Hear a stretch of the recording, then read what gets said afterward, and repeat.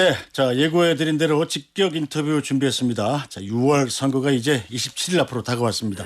서울시장 후보로 출사표를 내신 분이죠. 정의당 대표이시기도 한 권영국 정의당 서울시장 후보 나오셨습니다. 어서 오십시오. 네, 반갑습니다. 네, 저 예전부터 약간 궁금했던 건데 영국이란 이름이 그 잉글랜드랑 똑같은 한자죠. 예, 호적상으로 그렇습니다. 그 누가 지어주신 거예요? 부모님이 영국 네. 여파 출신이신가요? 아니면? 그건 아닙니다. 우리 아버님은 광부 출신인데요. 네네. 근데 이제 원래 그 돌림자가 있었어요. 편안할 영자를 원래 지었는데 호적에 올릴 때 이제 그 다른 분에게 부탁을 했는데 네. 그냥 많이 쓰는 꽃뿌리 영자를 썼더라고요. 그냥 아들 이름 영국인데 그냥 알아서 한자 써라 이렇게 보내신 거예요. 예. 그게 이제 절친한 그 동사무소에 친구분이 있었는데 네. 그분이 꽤 이제 믿고 네. 예, 맡겼던 거죠. 옛날에 많이 그렇게 했죠. 유나이티드 킹덤 네. 모셨습니다. 네. 자 지난번에 정책 토론회 때 뵙고 또 금세 다시 뵈니까 정말 반갑네요. 맞습니다. 네. 네네. 자 조금 전에 이 비상계엄 한덕수 총리에 대해서 1심 선고보다 한 8년 정도 깎인 이 판결이 나왔습니다. 네. 징역 15년이 나왔는데 일단 요거부터 잠깐 코멘트를 받고 갈까요? 우리가 이제 고법의 내란 전담부 네. 재판부에서 이 판결이잖아요. 근데 이 내란 임무 중요 임무 종사를 그대로 인정을 했단 말이에요. 네. 그리고 한덕수 총리가 그때 보였던 태도가 지금까지도 자기가 했던 행위를 계속적으로 부인하고 있습니다. 그러니까 헌정 질서를 파괴하는 범죄에 사실상은 그러한 조건과 이런 것들을 만들려고 적극적으로 동조한 사람이 계속적으로 자기는 잘 몰랐다, 네. 아니다, 하지 않은 행위다라고 계속적으로 부인하고 있는 것은 그동안 헌정 질서 민주주의를 유린한 부분에 대한 반성이 없잖아요. 네. 근데 이런 사람들한테 관대한 형을 줘야 될 이유가 있을까? 저는 매우 좀 개탄스럽다는 성명을 냈습니다. 네. 그래서 우리 재판부가 지나치게 이런 이제 헌정 질서를 파괴한 범죄에 대해서 지나치게 관대한 거 아니냐? 이런 데 대해서는 굉장히 엄정한 그런 이제 채찍을 줘야 되는 네. 이런 사건임에도 불구하고 그래서 매우 유감스럽다고 하는 입장을 냈습니다. 알겠습니다. 아직 네. 3심이 남아 있으니까요. 기다려 보도록 하죠. 자, 시장 선거 출마를 선언하신 지 벌써 한 달이 되셨습니다. 네. 자, 그동안 정말 바쁘시게 활동하실 텐데 다니시면서 유권자들 뭐라고들 많이 하시나요? 지금 이제 이란 전쟁 때문에 네. 이 고유가 문제 얘기하시는 분들이 참 많고 그것 때문에 물가가 너무 올랐다.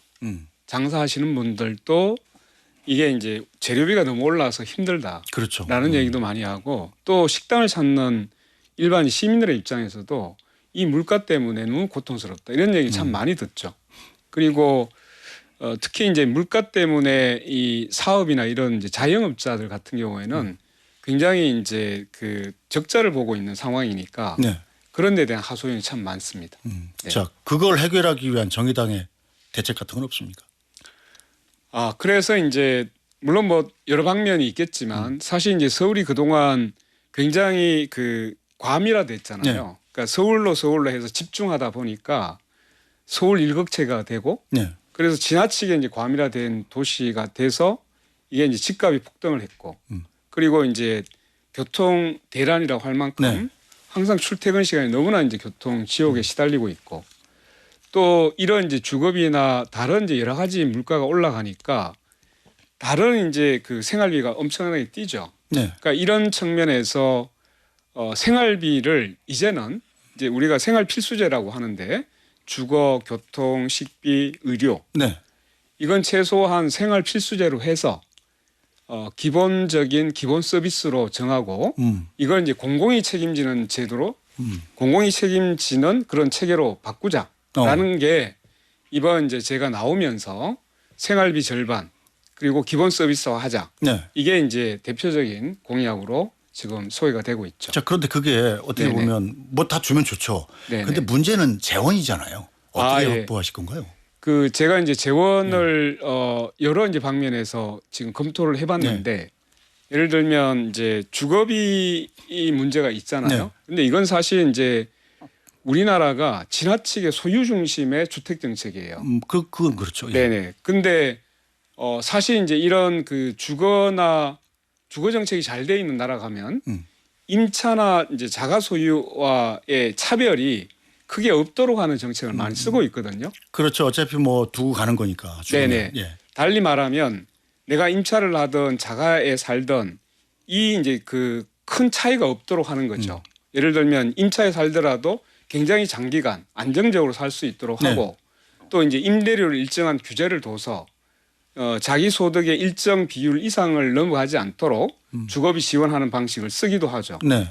그러니까 이제 우리나라도 결국은 이 집값을 자산 정식 수단으로만 규제하려고 하다 보니 집을 안 가지고 있을 때는 집값이 낮아지길 바라지만 집을 일단 가지면 집값이 오르길 바라잖아요. 네. 굉장히 모순되거든요. 그렇죠. 그래서 이제는 부동산 정책이 소유 이 중심에서 주거 중심으로 바뀌어야 된다. 그래서 이제 세입자 권리를 일정 부분 상당히 이제 보호하는 체계로 보장하는 체계로 가야만 그래야만 내가 굳이 왜 집을 살려고 할까? 음. 2년마다 계속적으로 네. 쫓겨나고 바뀌니까 그렇잖아요. 그렇죠. 근데 임대를 살더라도 내가 20년, 30년을 매우 안정적으로 쾌적하게 살 수 있다고 하면 네. 굳이 내가 왜 집을 사야 돼? 그러니까 집을 살 동기를 매우 이제 축소시켜 나가는 이 정책으로 가야만 사실은 제대로 된 집값도 잡고 네. 또 굳이 그 주거비 부담을 낮출 수 있잖아요. 네. 그래서 이제 공공임대주택의 이걸 확대하는 정책이 굉장히 필요하고 또 한편에서는 이 임대료를 일정 부분 규제하는 정책들이 이제 세입자 중심의 권리 중심의 정책들이 이제 정말 고민돼야 된다. 네. 이 말씀을 드리겠습니다. 뭐 일편 이재명 대통령이 갖고 있는 생각하고 좀 비슷한 것 같네요. 주택을 뭐 재테크의 수단으로 삼지 않도록 하고 네. 재테크는 증시에서 해라. 근데 뭐 이런- 이재명 대통령이 하고 있는 것은 네. 매우 부분적입니다. 어. 여전히 이제 그 자가 소유 중심에서 네. 다주택자에 대한 양도소득세 중과를 이제 더 이상 유예하지 않겠다. 네. 또 이제 비거주하는 1주택에 대해서 뭐 장특공제 이거 이제 폐지하겠다. 네. 이거잖아요. 근데 이건 세입자 정책은 아니잖아요. 여전히 이제 집을 소유한 부동산에 대한 네. 그 투기를 일부분의 이제 세제를 가지고 네. 규제를 하겠다 요거잖아요. 근데 실제로 이제 세제조차도 이게 좀 포괄적이 아닙니다. 네. 보유세에 대한 얘기는 또 안 해요. 지금 계속 얘기가 되고 있는 거예요. 보유세 사실은 올리면 표 떨어지거든요. 예, 예. 그러니까 실제로 한국 보면 예. 그 자기가 굳이 자기가 살고 있지 않은 집에 대해서 보유하면 보유할수록 그 부분에서 크게 불로소득이 나지 않도록 하는 정책을 빠뜨리고 있는 점에서는 매우 부분적이라는 말씀을 드리겠습니다. 네. 자, 이 질문지 없는 얘기였는데 이게 부동산 얘기라니까 역시 흥미진진해지는군요. 네, 자. 그 점이 굉장히 저희들하고 그렇죠. 상당한 이제 차별점이 생기는 거죠. 네. 일단 뭐 집이 안 필요한 사람은 없으니까요. 네네. 용산역 앞에서 출마 선언을 하셨습니다. 네. 용산역 주로 민주당 의원들이 명절 인사하러 가는 곳이 용산역인데 특별한 이제 이유가 있으신가요? 그렇죠. 용산이 보면 그 호남선 주로 출발점. 호남선이 가는 곳이라서 지역과 서울이 만나는 네. 관문과 같은 곳이죠. 그래서 인사를 많이 하는데 용산은 사실 이제 그곳에 살고 있던 원주민 세입자들 쫓아내는 개발의 상징과 같은 곳이기도 네. 합니다. 아마 2009년도 예. 용산 참사를 기억하시는 분들이 그렇죠. 많이 있을 예. 겁니다. 이명박 전 대통령 당시였죠. 네, 예. 그때 오세훈 시장, 네. 현 시장이 서울 특별시장이었죠. 이때 이제 이것을 용산 국제 업무지구를 용산 역세권을 개발한다고 해가지고 시작을 했는데 이 사실 이제 세입자들에 대한 보상도 제대로 되지 않은 상태에서 전면 철거 다 쫓아내는 방식으로 했잖아요. 그러다 보니까 여기에 세입자들이 저항을 하는 과정에서 6명이 이제 사망하는 참사가 발생합니다. 그렇죠. 그래서 그때 이제 저는 철거민 세입자들을 위한 변호인이었고 이 재개발을 강요했던 네. 그 주역 중에 한 사람이 그 오세훈 서울시장입니다. 그러니까 결국은 개발이 거기에 살고 있던 원주민이나 세입자들이 다시 돌아올 수 있는 그 개발이 아니라 쫓아내는 방식의 네. 재개발. 그리고 결국은 거기에 누가 들어오냐? 자산을 가진 사람들이 다시 그쪽을 들어오게 되잖아요. 그렇죠. 그러니까 결국은 가난한 사람은 쫓아내고 돈 있는 사람으로 채우는 이런 식의 개발에 대해서 이제 서울은 그런 식의 개발은 더 이상 진행해서는 안 된다. 근데 여전히 오세훈 시장은 랜드마크라고 해서 네. 개발 지상주의를 여전히 지속하고 있습니다. 네. 그래서 오세훈 시장 이번에 퇴출시키자라는 각오로 출마하게 되죠. 자, 그런데 오세훈 서울시장이 뭐 사실은 어떻게 보면 가장 강한 상대 아니겠습니까? 저는 별로 강하지 않다고 생각해요. 그래요? 어떤 점에서 그렇습니까? 왜냐하면 이제는 서울이 지나치게 과밀화돼 있잖아요. 네. 그러면 이 과밀화된 서울을 어떻게 하면 거품, 풍선을 이제 풍선으로 치면 바람을 빼야 되는 적정 서울로 가야 되는데 지금도 보면 계속적으로 초고층 이런 이제 개발 중심의 정책에서 크게 벗어나고 있지 않습니다. 이렇게 되면 서울은 점점 과밀화되고 네. 우리 사람들은 훨씬 더 이 과밀한 된 속에서 이제 여러 가지 문제가 발생하는 것을 해결할 수가 없잖아요. 네. 그래서 이제 좀 더 분산하고 좀 더 그 지역하고 공생할 수 있는 이런 서울로 가기 위해서는 이제는 서울시정에 대한 철학이 전면적으로 바뀌어야 된다라고 생각하고 있습니다. 자, 지금 현재 서울시장 판세를 보면 민주당 정원호, 국민의힘 오세훈, 그리고 정의당의 권영국 이 3인 후보지 않습니까? 맞습니다. 예. 네네. 그리고 뭐 개혁신당이 또 있죠. 네. 개혁신당이 있는 김영철 후보. 사실은 많은 시민들이 보기에는 정원호 대 오세훈의 승부 아니야? 이렇게 생각할 수도 있을 것 같아요. 어떻게 말씀하시겠습니까? 이제 서울을 어떻게 보느냐에 따라 다르겠죠. 그러니까 이제 결국은 계속적으로 개발 중심에 이러면서 결국 그곳 살고 있던 원주민 또 세입자들 쫓아내는 방식의 이런 식의 개발을 계속 추구할 거냐 아니면 누구나 다 이제는 서울에서 서로 이제 열심히 일을 한 사람이면 누구나 공존하고 공생할 수 있는 이런 이제 서울로 갈 거냐. 그러니까 보다 화려하고 높은 서울로 갈 거냐 아니면 함께 또 인간다운 또는 인간의 존엄을 자긍심을 가지며 살 수 있는 그런 이제 도시로 갈 거냐 여기에 대한 갈림길에 섰다고 봅니다. 여기 불평등과 양극화를 극복할 수 있는 가장 최적임자가 누구냐? 권영국이다. 잉글랜드. 네. 영국식 복지 뭐 이런. 왜냐하면 지금 이제 우리가 그 유럽을 부러워할 때요. 초고층 건물이 있기 때문에 부러워하는 게 아니지 않습니까? 그 사회는 누구나 다 이 세입자라고 해서 쫓겨나지 않는 또 육아휴직이 잘 보장된 그리고 남녀 차별이 없는 그리고 사회복지가 잘 돼 있는 또 교육을 무상으로 받을 수 있는 대중교통이 공공체계가 잘 돼 있는 이런 걸 보면서 저기가 선진국이구나 정말 사람 살만한 곳이구나 이렇게 해서 부러워하는 것이지 에펠탑이 없어서 부러워합니까? 그렇기 때문에 이제 우리 사회는 정말로 누구나 자기가 열심히 일한 소득만으로도 충분히 인간의 존엄을 보장받을 수 있도록 살아갈 수 있게 사회복지가 잘 돼 있고 그리고 충분히 돈이 없더라도 교육받을 수 있고 육아휴직이 충분히 보장될 수 있는 이런 이제 도시, 수도 또는 그런 사회를 바라는 거죠. 살만한 서울을 만들어 보자. 뭐 이런 말씀이시네요. 맞습니다. 자, 이 노동과 인권 두 가지로 권영 후보를 표현하는 분들이 많지 않습니까? 이 거리의 변호사라고도 불리기도 했고요. 이 법정보다는 시위 현장에 더 많이 계시고. 주로 이제 인권 침해가 발생하는 곳이 현장, 싸움의 현장이나 아니면 집회나 시위에서 많이 발생하기 때문에 저는 이제 현장에서 그 인권 침해를 직접적으로 부닥쳐서 옹호하고 변론해야 된다라는 생각 때문에 주로 이제 거리와 현장에 많이 있게 됐죠. 그러다 보니 거리의 변호사가 됐습니다. 자, 첫 번째 공약으로 노동 공약을 내세우셨습니다. AI가 시민을 쉬게 하는 서울을 만들겠다. 언뜻 들으면 AI 때문에 일자리 없어진 것 아니야? 뭐 이런 걱정도 좀 되는데요. 이걸 한번 생각해 보시면 좋은데요. 그러니까 이제 우리가 과학 기술이 발전하고 하면 가장 바라는 것은 우리 인간의 노동이 좀 더 쉬워지고 좀 더 이제 짧은 시간의 노동으로 같은 생산성이 높아지길 바라잖아요. 그러면 AI를 도입해서 AI가 나를 그 일자리에서 내쫓는 것이 아니라 실제로 이제 나의 노동을 도와줄 수 있는 보완형으로 가야 된다.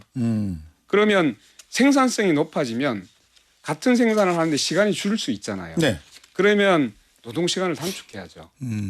그래서 쉬게 할 수 있도록 네. 더 쉬게 할 수 있도록 우리의 꿈이 뭘까요? 과학 기술이나 이런 이제 실제로 생산성을 높였을 때 그러면 생산성이 높아지면 1시간 만에 만들어낼 8시간 동안 했던 것을 네.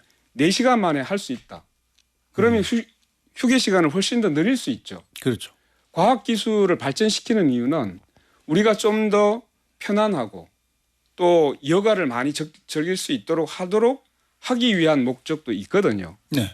그런데 우리는 자본의 이윤 때문에 오히려 기술이 도입되는 순간 훨씬 더 노동 강도가 심화되고 노동 시간이 더 길어지는 이런 이제 완전히 그 다른 거꾸로 된 현상을 부닥치게 되잖아요. 네. 이걸 바라는 거 있지 않잖아요. 네. 그러니까 AI가 도입돼서 생산성이 높아지면 그에 따른 노동시간 단축을 통해서 우리는 인간이 보다 노동을 좀 더 편리하게 네. 편안하게 쉴 수 있는 노동으로 우리 인간 사회로 가야 된다. 네. 이런 취지로 지금 만든 겁니다. 네. 뭐 제가 정책 토론회 그리고 지난번 대선 토론회 진행하면서 느낀 건데 네.